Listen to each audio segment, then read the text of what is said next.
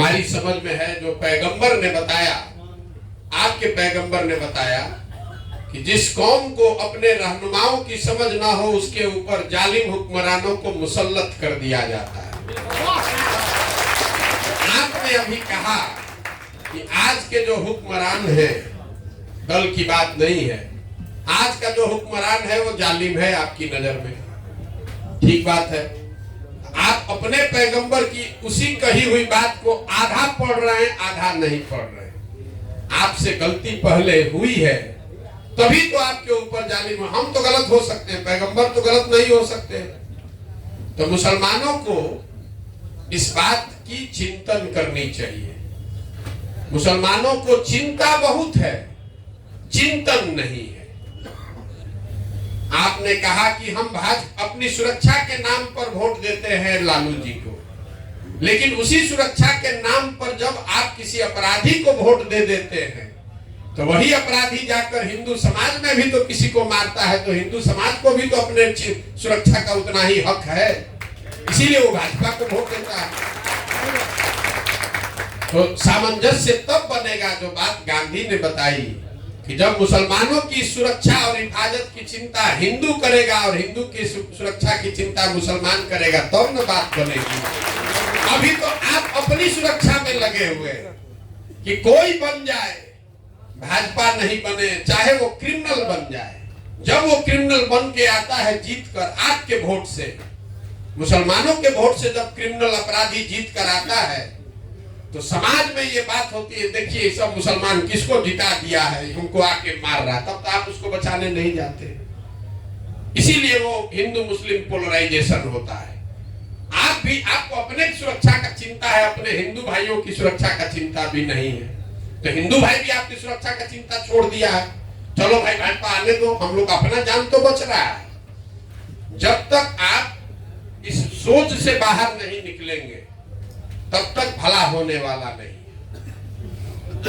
तो आप अपने रहनुमाओं की समझ ठीक बनाइए।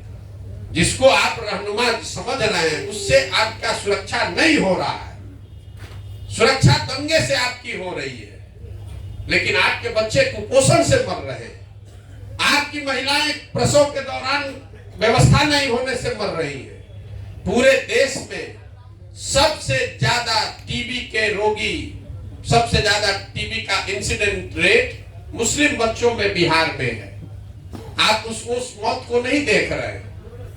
दंगे में 10 आदमी मरता है, पिछले 40 वर्ष में कितने लोग स्वास्थ्य व्यवस्था के अभाव में मर गए वो आप नहीं देख रहे। तो अपने हमारी बात मत मानिए। अपने कौम में जो बात बताई गई है, मुसलमानों की दुर्दशा इसलिए नहीं है कि आप लालू को वोट देते हैं कि कांग्रेस को वोट देते हैं। आपकी दुर्दशा इसलिए है कि आपने अपने कौम की बुनियादी बातों को छोड़ दिया। आपके कौम में ये बात बताई गई है कि बिना जद्दोजहद के जीवन में कुछ हासिल नहीं हो सकता है। अगर गलत बोल रहे हैं तो बताइएगा। मुसलमान आज का जद्दोजहद नहीं करना चाहता है। आप 5 बरस बैठ के यही सोचते रहते हैं कौन भाजपा को हराएगा, कौन भाजपा को हराएगा।